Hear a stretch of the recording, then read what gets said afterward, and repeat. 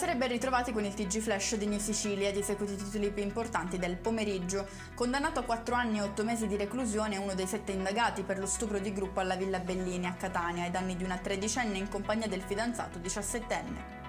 Investì la moglie e uccise l'amica che si trovava con lei. Sconterà una pena di 27 anni Piero Nasca, il 53enne responsabile dell'omicidio avvenuto a giugno 2023 alla zona industriale di Catania. L'imputato è stato riconosciuto parzialmente incapace di mente.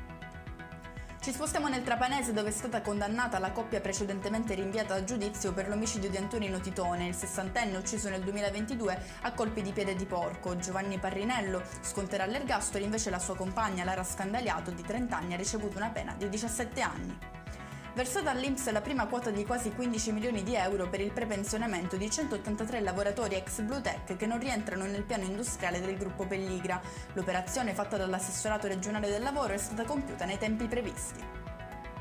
È originaria di Enna la poliziotta che nelle ultime ore ha commosso il web. Virale il video in cui durante il giuramento della giovane i colleghi hanno fatto il picchetto d'onore sollevando dei fiori al padre malato, partito dalla Sicilia per assistere alla cerimonia.